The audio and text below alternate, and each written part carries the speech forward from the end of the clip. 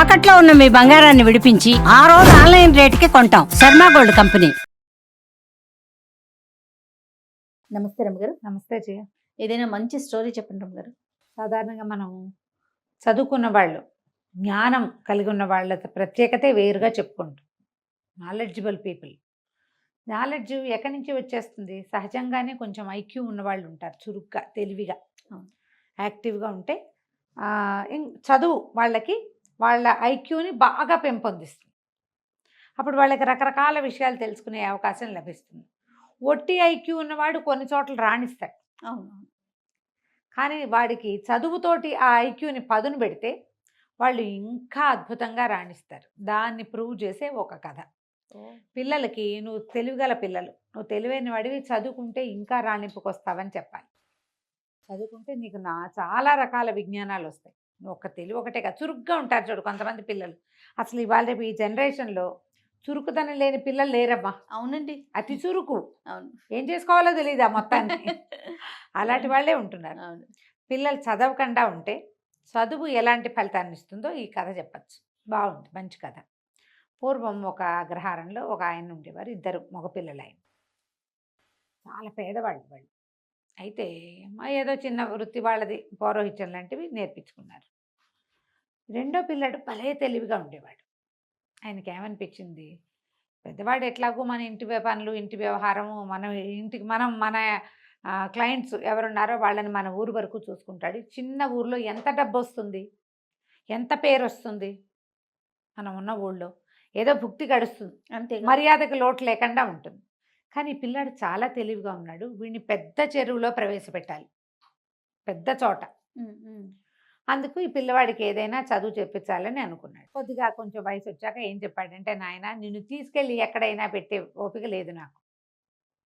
నోట్లో 4 ముక్కలు వచ్చు, దారిన పోతూ నలుగురికి 4 మంచి మాటలు చెప్తూ గురువుని వెతుక్కో, చదువుకో నువ్వు అని చెప్పాడు. ఆ కాలం ఏంటంటే ఈ పిల్లల్ని రోడ్డు మీద పంపిస్తే ఎటాగండి అని అనే కాలం కాదు. అదేలే. బ్రాహ్మణులకి భోజనం పెట్టేవాళ్ళు, అవకాశాలు లభించేవి. కొంచెం బ్రాహ్మణ గుర్రాలు వెళ్తే అయ్యగారు వంట చేసుకోండి అని సామాన్లు ఇచ్చేసేవాళ్ళు. వంట చేసి తిని 2 పూట్ల ఆ ఊళ్ళో ఆగి మళ్ళీ వెళ్ళిపోవచ్చు. అప్పుడు అసలు ఫెసిలిటీస్ కావాలన్న గోలే లేదు జయ. అవునండి. పంచలో ఒక చిన్న పంచ వరండా ఉంటే వరండాలో కాస్త పొయ్యి పెట్టుకుని, ఒక గిన్నె మట్టి కుండ ఉంటే కుండతో అన్నం వండేసుకుని, కాస్త ఒక కూర చేసుకుని, కూర అన్నం వాళ్ళు మజ్జిగ ఇస్తే మజ్జిగ పోసు తింటే ఆ రోజుకి వెళ్ళిపోయింది. రాత్రికి పాలు పళ్ళు కూడా చాలు, అంత అన్నం తినేసేవారు. పంచలో ఒక చాప పడుచుకుని పడుకుంటాము. మనకు మళ్ళీ దుప్పట్లు కావాలి, రగులు కావాలి, గోల కావాలి, ఏమీ లేవు. ఏసీలు, ఫ్యాన్లు అసలు లేవు. పిల్లోలు కూడా క్యారీ చేస్తారు తెలుసా రమ్మగారు, అదే పిల్లో మీద నిద్ర పట్టిద్దని. నా పిల్లోనే కావాలి, నా బొంతే కావాలి, మా రగ్గే కావాలి, బోల్డన్ ఉన్నాయి ఇప్పుడు. అప్పుడు జీవితాలు అట్లా ఉండేవి కాదు. ఒక విద్యార్థి 15-16 సంవత్సరాల వాడు రోడ్డు మీదకి పోయాడు ఇట్లా కట్టు బట్టలతోటి చదువుకోవటానికి. చదువుని వెతుక్కుంటూ వెళ్ళాడు. వెళ్ళగా ఒక అగ్రహారానికి చేరాడు. కాకపోతే ముందు రోజు ఎక్కడ ఆహారం లభించలే. అటగే ఎక్కడో మంచినీళ్ళు చెరువులో నీళ్ళు తాగి నడుచుకుంటూ వచ్చాడు. ఈ అగ్రహారంలోకి వచ్చేసరికల్లా ఆ పూట మంచి ఎండగా ఉంది. పిల్లాడు ఎంత 16-17 ఏళ్ల వాడు. కొంచెం త్రాణ వచ్చేసింది వాడికి. దాహం వేసి సొమ్మసిల్లి పడిపోయేసరికల్లా ఏ ఇంటి వాకిట్లో అతను పడిపోయాడో ఆ ఇంట్లో ఉన్న ఆయన గురువుగారు లోపల నుంచి బయటకు వచ్చారు. ఎవరో ఒక గురువు, ఆ ఇల్లు ఆయనది. ఆయన బయటకు వచ్చి, అయ్యో ఎవరో పిల్లాడు పడిపోయాడు, మన వాళ్ళ పిల్లాడు అలానే ఉన్నాడని లేవదీసి, వీడి చెవులకు చిన్న కుట్లు ఉన్నాయి, మళ్ళీ యజ్ఞోపవీతం ఉంది, పంచధవతి బట్టలు చూస్తే కూడా తెలిసేది కదా ఆ కాలం. తీసుకొచ్చి లోపల కూర్చోబెట్టి కాసిన మంచినీళ్ళు ఇచ్చి మజ్జిగిచ్చి అన్నం పెట్టారు. పెట్టి ఏ ఊరబ్బా, ఏం గోత్రం ఏమిటి, మీరు ఏ ఊరు అని కనుక్కున్నారు. అన్ని వివరాలు చెప్పాక గురువు కోసం వెతుకుంటూ బయలుదేరానండి. 3-4 అగ్రహారాలు చూశాను, అందరూ మీ పేరే చెప్పారు, మిమ్మల్నే వెతుకుంటూ వచ్చాను. ఇక్కడికి వచ్చేసరికల్లా మీ ఇల్లు గుర్తు తెలియలా, ఈ లోపల నాకు నిద్రాన్ని వచ్చేసింది అన్నాడు. అంటే ఆయన సంతోషించి, అబ్బాయి ఇక్కడే ఉండు, నేను చదివిస్తా నిన్ను అని చెప్పి అట్టె పెట్టుకున్నారు. ఆ కాలం అలాంటిది. ఆ పిల్లాడు గురువుగారు శుశ్రూష చేస్తూ, గురువమ్మగారికి ఏవో ఆ పనులు ఈ పనులు చేసి పెడుతూ, వాళ్ళ ఇంట్లోనే అన్నం తింటూ 4-5 సంవత్సరాల పాటు చక్కగా చదువుకున్నాడు శాస్త్రజ్ఞానం అంతా. ఆయన ఏమన్నాడు, నువ్వు అన్ని విద్యలు నేర్చుకోవాలి, ఒక కోయరాజు దగ్గరికి పంపిస్తా, వాడు నీకు కొత్త విద్యలు నేర్పిస్తాడు అంటే సరేనన్నాడు. కోవిరాజు దగ్గర అక్కడ తిండు ఇతను. పళ్ళు తేనె తీసుకుంటాడు వాళ్ళ దగ్గర నుంచి, అన్నం వండుకుని తినాలి. ఓకే. ఎలాగో గురువుగారింట్లో అలవాటే, వాళ్ళ ఇంట్లో కూడా వాడికి అలవాటే పాపం అబ్బాయికి. ఏం పేరు, జయదేవుడు అబ్బాయి పేరు. అక్కడి నుంచి ఆ కోయరాజు దగ్గరికి వెళ్తే కోయరాజు బాణాలు వేయటం, కత్తులు తిప్పటంతో పాటుగా దొంగతనం చేయటం, చోర విద్య, దాంట్లో మెలకువలు కూడా నేర్పించాడు. అతని దగ్గర ఉన్న విద్యలు నేర్పమన్నారు. నేర్చుకున్నాడు. నేర్చుకున్నాక సరే స్వగ్రామానికి బయలుదేరాడు. అవన్నీ ఎక్కడో ఊళ్ళు వెళ్తుంటే సరే ఒక ఊర్లో ఆగాడు. ఆగి ఒక బ్రాహ్మణ గృహస్థింట్లో మంచినీళ్ళు భోజనం కోసం అడగడానికి పోయాడు. పోయేసరికల్లా ఆవిడ ఏమైనా మంచినీళ్ళు మజ్జిగ ఇచ్చి, ఎక్కడి నుంచి నాయనా, ఏ ఊరు ఏమిటి అంటే, చిన్నప్పుడే బయటకు వచ్చానండి, అక్కడ చదువుకున్నాను హరిశర్మ గారి దగ్గర, తర్వాత ఏమో ఇట్లా కోయరాజు దగ్గర రకరకాల విద్యలు నేర్చుకున్నాను, ఇక నేను రాజోద్యోగం చేయగలిగే సత్తా వచ్చింది, ఎక్కడైనా ఉద్యోగం దొరికితే చూసుకుంటా, ముందు మా వాళ్ళని చూద్దామని బయలుదేరానంటే, ఏమిటో నీ విద్యలన్నీ వింటుంటే వింతగా ఉంది, ఇప్పుడు మా ఇంటికి ఎవరు వచ్చారో చెప్పు, చాలా చదువుకున్నావు కదా, ఊహించు, మా ఇంట్లో ఏం జరిగింది, మా ఇంటికి ఇంతకుముందు ఎవరో వచ్చారు, ఎవరు వచ్చారో నువ్వు ఊహించి చెప్పగలవా, మా వాకిట్లో ఏం జరిగిందో ఆలోచించి ఐక్యూ తోటి, మనం సినిమాలో చూసాం, వాడు ఊహించి చెప్పేస్తాడు అవును. బ్యాంక్ రాబరీ జరుగుతోందని. అవునండి. ఇలాంటి కథలే దానికి ఆధారం. ఓకే.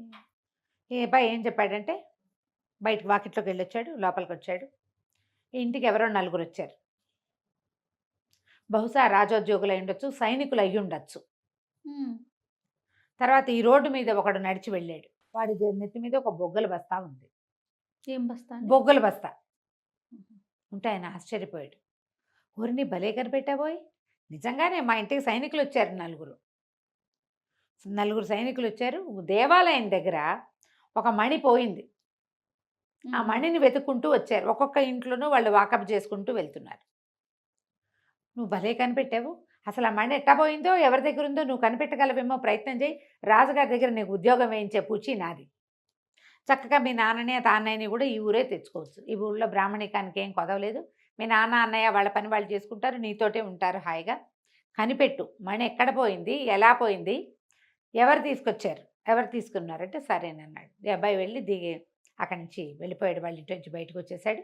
ముందు దేవాలయం దాకా నడిచి వెళ్ళాడు, దేవాలయం దగ్గర నుంచి నడుచుకుంటూ వచ్చాడు.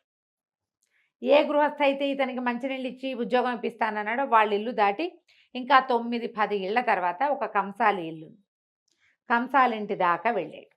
అక్కడి నుంచి కంసాలి ఇంట్లోకి వెళ్ళాడు, లోపలికి వెళ్ళి బంగారము ఈ రోజుల్లో రేట్ ఎంత ఉంది, ఏదైనా వస్తువు చేయడానికి అతను ఎంత తీసుకుంటాడు, ఇవన్నీ మాట్లాడుకున్నాడు. కాసేపు మాట్లాడుకున్నాక మళ్ళీ బ్రాహ్మణుడి ఇంటికి వచ్చేసాడు. వస్తువు దొరికేస్తుందండి, నా భోజనం పెట్టించండి, నేను రాజోద్యోగులను తీసుకెళ్తానన్నాడు. ఆయన ఆశ్చర్యపోయాడు. భోజనం పెట్టారు, భోజనం వేళ అయినప్పుడు తినాలి కదా, మరి అన్నం తినేశాక మీరు రాజోద్యోగులను పిలిపించండి, సైనికుల్ని, దొంగ దొరికాడు మనకన్నాడు.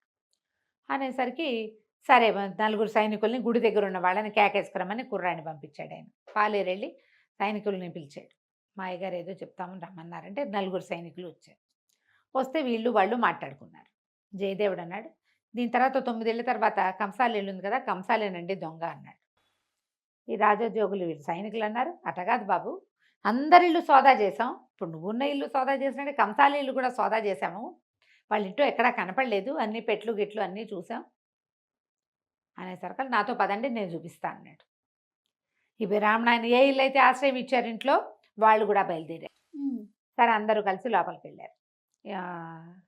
అతను అన్నాడు, అదేంటండి మా ఇల్లు సోదా చేశారు కదా, నేను అటువంటి వాడిని కాను, అలాంటి వాడిని కాను నేను అనేసరికి ఇతను అన్నాడు, ఈ కంసాళ్ళు వీళ్ళ పద్ధతి ఏంటంటే పెట్టెల్లో బేడల్లో బంగారాన్ని కానీ వస్తువులు కానీ దాచరు, వీళ్ళు దొరికేస్తాయని. ఇప్పుడు కంసాల ఇంట్లో ఎప్పుడు బంగారం ఉంటుంది, దొంగలు పడరు. వాళ్ళు ఏం చేస్తారంటే చిన్న చిన్న గోడకి కంతల్లో పెట్టి మూస్తారు. కొత్తగా అలిగిన గోడ ఎక్కడుందో వెతకండి ముందన్నాడు. మట్టి గోడ అది. ఇప్పుడు రోజు అలకరు కదా, కొన్ని చోట ఇట్లా ప్యాచ్లు కనపడతాయి, ఆ ప్యాచ్ ఉన్న చోట తడి ముట్టుకుని చూసి ఇదిగో తడిగా ఉంది ఇక్కడే అంటే అక్కడ తవ్వేసరికి దాన్ని ఇట్లా కొట్టేసరికి మణి బయటపడింది. వాళ్ళు ఆశ్చర్యపోయారు, ఈ బ్రాహ్మణ ఆయన ఆశ్చర్యపోయాడు, ఆ గృహస్థు కూడా. మణి తీసుకున్నారు, కంసాలని పట్టేశారు. పట్టేశాక బయటకు వచ్చాక ఆయన అడిగాడు, ఎట కనిపెట్టావయ్యా అని. దాందేముందండి, దేవాలయం దగ్గర మణిపోయింది, దేవాలయం దగ్గర ఎక్కడ మణిపోయిందని మీ వాళ్ళు చెప్తున్నారు, మణి మిస్ అయిందని. అక్కడ ఒక చిటికెడు బొగ్గు పొడి రాలి ఉంది. ఆ తర్వాత దారంతా బొగ్గు పొడి రాలింది. ప్రతి చోట వాడు బ్యాగులోంచి రాలుతూ ఉందంటే ఆ దారిని వెళ్తున్నాడు.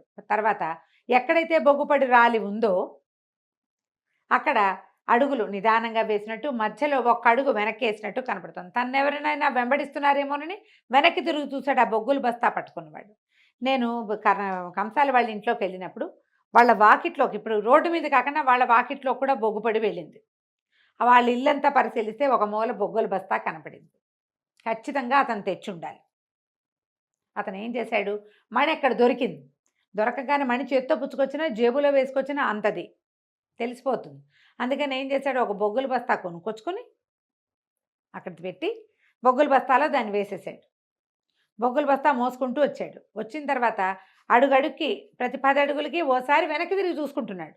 వెనక్కి తిరిగి చూడాలంటే ఇటా తిరగలేదు, నెత్తి మీద బస్తా ఉంది కదా, ఒక అడుగు వెనక్కి వేస్తే కదా వెనక్కి తిరగాలట్టు. అవును, మనిషి పూర్తిగా సగపడైనా తిరిగితే గానీ కనపడదు అవతల భాగం. అంతేగా. బస్తా ఉన్నవాడు ఎట్టా మరగమల ఎట్టా చూస్తాడు, చూడలేకపోతాడు కదా. అందుకని 11 అడుగులు ముందుకి, ఒక అడుగు వెనక్కి కనపడుతున్నాయి. అవి కొంచెం అడుగులు మాసిపోయినాయి, అంటే చాలా సేపు అయిందనమాట. మరి మా ఇంటికి సైనికులు వచ్చారని ఎట్టా కనిపెట్టావయ్యా అంటే, దాందే ఉందండి, సైనికులు కవాతు చేస్తున్నట్టు నడుస్తారు, మనకు మళ్ళీ ఎట్టా పడితే ఎట్టా ర్యాండమ్గా నడవరు. అడుక్కి గ్యాప్ కూడా కరెక్ట్గా ఉంటుంది, వాళ్ళకి అలవాటు. 4 రోళ్ళు 8 జతలు, అది కూడా సేమ్ గ్యాపులతోటి. కాబట్టి ఖచ్చితంగా వాళ్ళు సైనికులు అయి ఉంటారని ఊహించాను. వాళ్ళు మీ ఇంట్లోకి వచ్చారు, మీ వాకిట్లో మట్టి మీద కూడా సేమ్ అడుగులు ఇవి కనపడుతున్నాయి. వాళ్ళు మీ ఇంట్లోకి వచ్చారు, వచ్చింది రాజ సైనికులు అని తెలిసింది. వీళ్ళకంటే ముందే అతను వెళ్ళిపోయాడు సైనికుల కంటే, ఎందుకంటే అతని అడుగులు మీ వాకిట్లో చేరిపోయినాయి, ముందే వెళ్ళి దాచేసుకున్నాడు.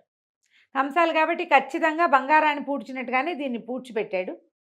ఆ బస్తా ఎక్కడికి వెళ్ళిందో అక్కడే మణి ఉంటుందని నేను ఊహించాను. వాళ్ళ ఇంట్లోకి వెళ్ళినప్పుడు అంతా పరిశీలించి తెలుసుకున్నాను అన్నాడు. ఆయన చాలా ఆశ్చర్యపడి, ఎంత బ్రెయిను, వీడికి ఎంత విజ్ఞానం ఉండాలి, అంతే కదా. ఒట్టి ఐక్యూ ఉంటే సరిపోతుందా, తెలివి ఒకటే కాదు, జ్ఞానం కూడా కావాలి. ఆ జ్ఞానం వీడికి చదువు వల్ల పెరిగింది.